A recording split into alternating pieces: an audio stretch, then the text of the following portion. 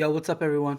This is Terry with College Football Stop, bringing you guys another show today. Late night show, not something I usually do, but I'll get into why here in a minute. Obviously, today is December 28th, 2023.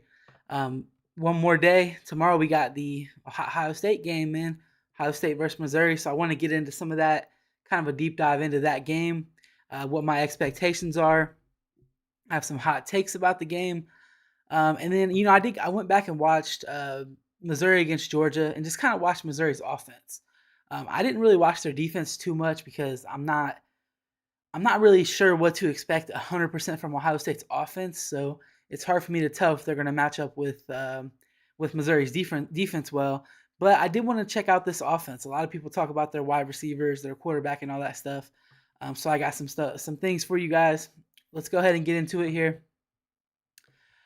So first off, I hope all you guys had a great Christmas, good holiday season. Mine was okay, but I haven't been able to go live this entire week. Probably next week too, during the time that I normally would like to because my children are home from school, and my one son, I told you guys, has special needs, and when he's home, I'm with him. I'm taking care of him, looking after him, all that good stuff.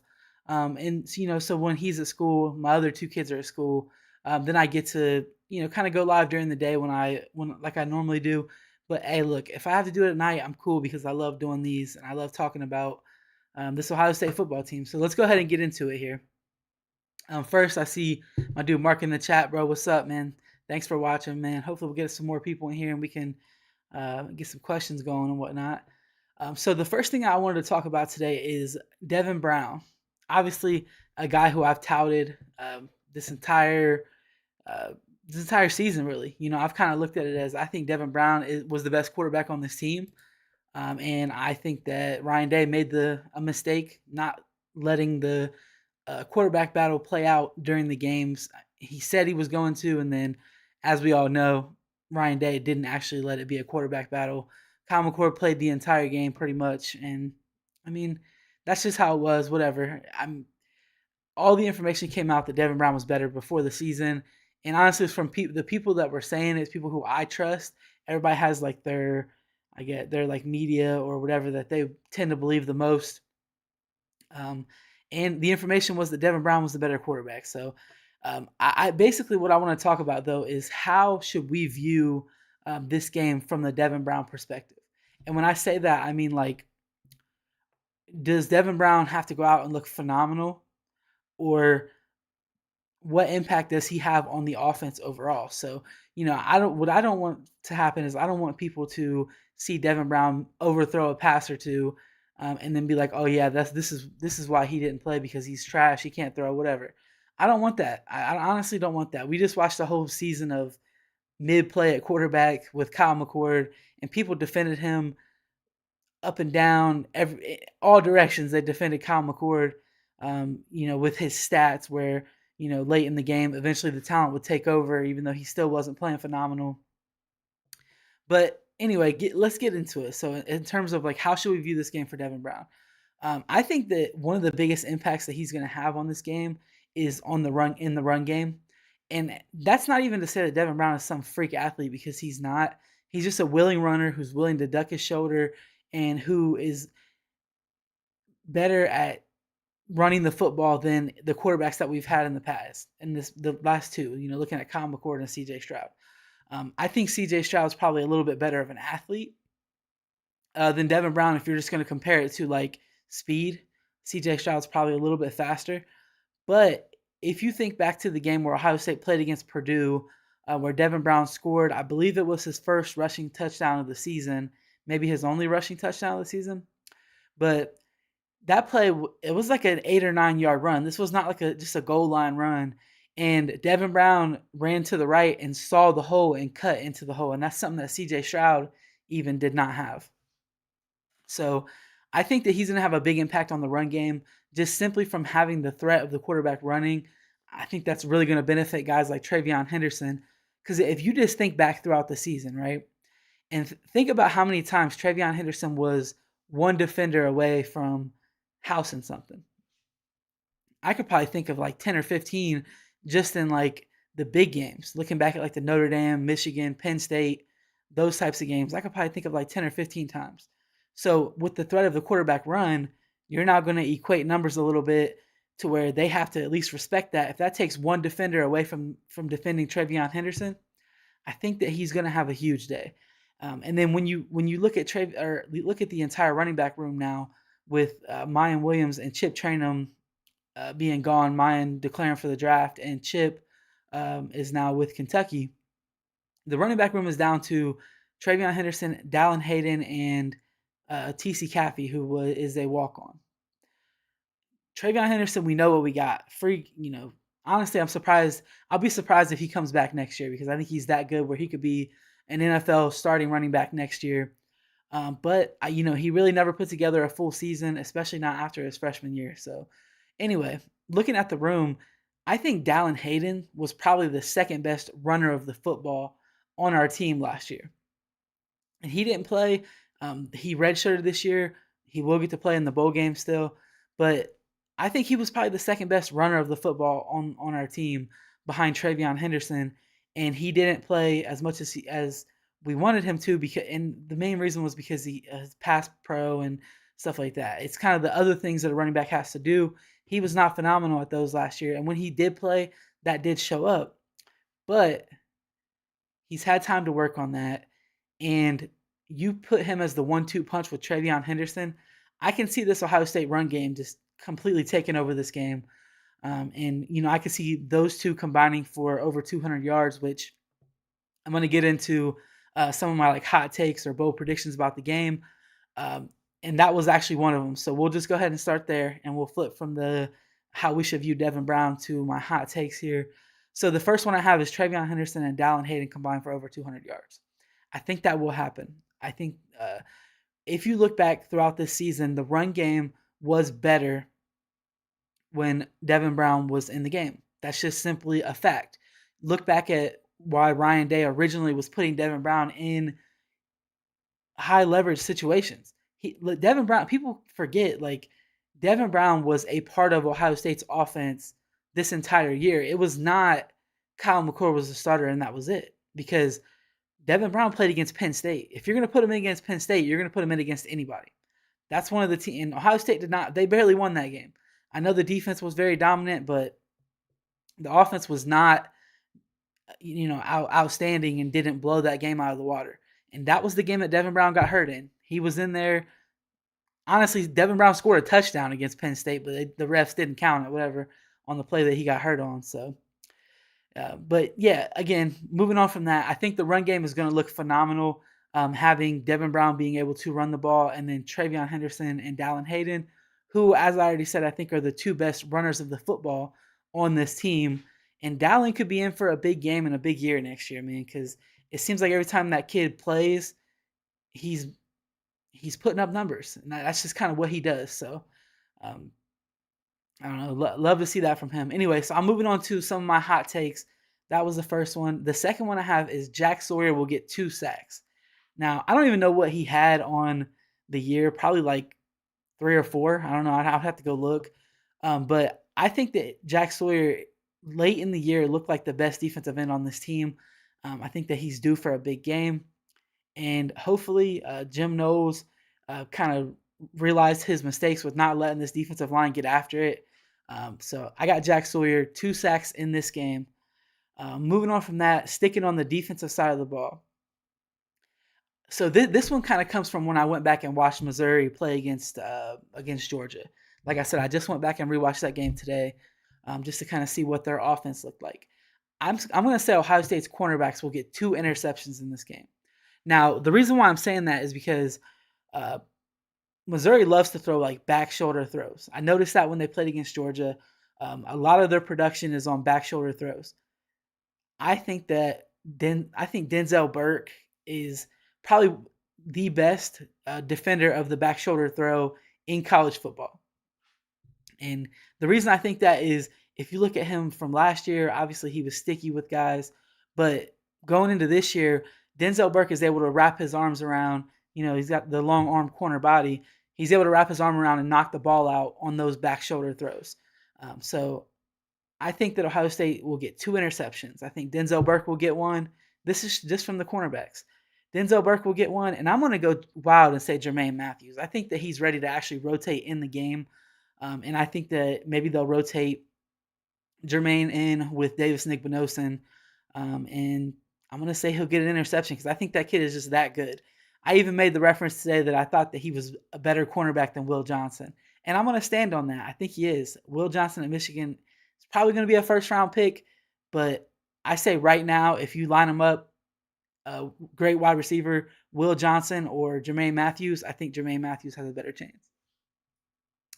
Anyway, moving on to my last one. So this one, I don't know if this is going to be a hot take or maybe a more of a prayer, but I'm going to say that CJ Hicks has an impact play in this game.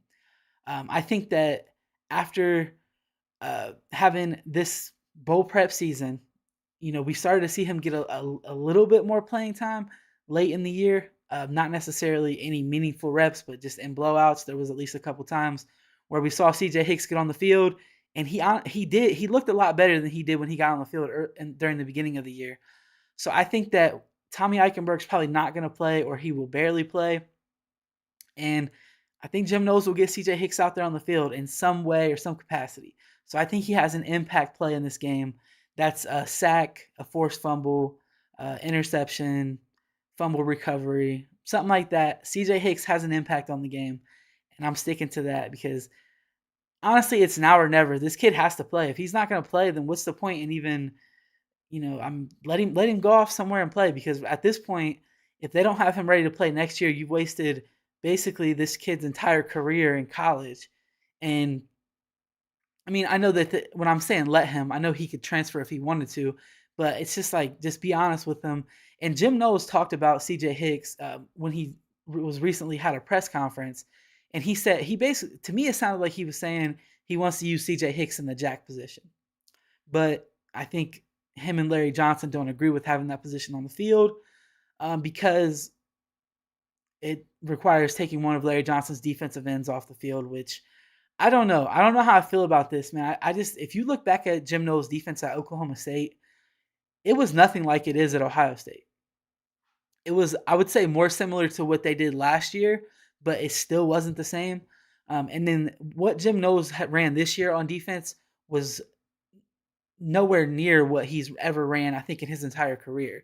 Now, the problem with that, right? Even though Jim Knowles has been a defensive coordinator for, whatever, how long he's been a DC, he's running something completely different than what he's used to. And I think that caused him to not necessarily know the right adjustments to make. And if you look back at, the Rutgers game, right? Rutgers continued to do like the same thing the entire game, and they ran the ball for a lot of yards on Ohio State. It was closer than it needed to be because they were able to hold the ball. You look at the Michigan game, same thing happened. Michigan was able to hold the ball. They were able to convert using 4 downs. JJ was making plays when he needed to, but most of all, Michigan was completely just dominating Ohio State with their tight ends against Ohio State's linebackers. I think that Jim Knowles, Oklahoma State Jim Knowles, would have been able to make that adjustment to that and would have stopped that from happening. But right now he's running something completely different than what he's ran before, at least from what I've ever seen. I've looked, I did some research into him when he first came to Ohio State. I don't know what needs to happen. I mean, I don't know. He needs to run what he wants to run, because otherwise there was no point in bringing him in here, because that's really what his defense was. That was what earned him the right to be Ohio State's defensive coordinator. And honestly, the 1 year that he ran his defense, they gave up a ton of big plays, but a lot of that had to do with the guys that they had on the field. A lot of that had to do with just guys losing one-on-ones. I mean, I don't know. We didn't see a ton of that this year. Now, maybe that was because he was putting them in a better position. But again, I think whatever Jim Knowles needs to do, he needs to make some changes, because even though the defense was really good all year, the last drive against Michigan was just unacceptable. I think that, like, if the defense was not as good as it was this entire year and that drive still happened, would Jim Knowles be the DC at Ohio State next year? I mean, I don't know. Like, I don't know. They paid him a lot of money, and in the two biggest games that he's coached in, or three biggest games that he's coached in, the defense has done some dumb shit that really kind of cost Ohio State the game. So I don't know. I don't think Jim Knowles needs to be gone. That's not what I'm saying. It's just the simple fact of he has to figure it out. And I don't know if he's going to figure it out by learning the adjustments for this current defense that he's running, or if he's going to figure it out by Ryan Day being like, look, I brought him in here, and I'm going to let him have full reins on the defense. What he says goes no matter what. And if that's the case, I do think that we'll end up seeing guys like C.J. Hicks, guys like Arvell Reese, Mitchell Melton. We'll see them in the game in meaningful playing time to play that jack position, which is just ultimately going to make this defense more athletic and just better overall. That's just my opinion. So I don't know. Wanted to go over that a little bit. I do want to talk a little bit about this Missouri offense. Listen. I don't know all the players' names. I didn't take the time to learn them. I'm sorry. I should have. But anyway, the one guy who I did notice, and obviously because it's the quarterback, Brady Cook. He's a good player, dude. I'm telling you guys. Like, do I think that Ohio State can hold this team under 20 points? Probably, because I think that our defense is really good and it has been all year. I don't think that they're going to exploit the linebackers in the past the way that Michigan was able to. Plus, I don't think that we'll have Tommy Eichenberg on the field, which ultimately just makes our linebacker unit more athletic, and that will help some with the pass game. But if it's Tommy and Steele, neither one of them are great at it either. So hopefully my prediction can come true and we'll have C.J. Hicks out there on the field. But Brady Cook, anyway, listen, this guy's super accurate with the ball. He can throw the deep ball and he can take off running. Like one of the first plays against Georgia, he drops back, immediately takes his first read, and it's not open. He takes off running for like 15 or 16 yards. And honestly, the only quarterback that Ohio State's seen, I'm going to say two quarterbacks. The only two quarterbacks that Ohio State's seen this year that are comparable to him are J.J. McCarthy and Tualia Tagovailoa at Maryland. Now, Tualia is the guy who kind of always makes a mistake, and you were expecting it. If you think back to that game, Josh Proctor had a pick six that really kind of pushed Ohio State into momentum, or whatever you want to call it, where they kind of just ran with the game after that. But honestly, I would compare Brady Cook to J.J. McCarthy. I think he's probably a little bit more accurate passer. Like I would probably take Brady Cook over J.J. McCarthy from what I've seen from him. And obviously they have a good receiver unit out there. I do think that our DBs are going to have their hands full.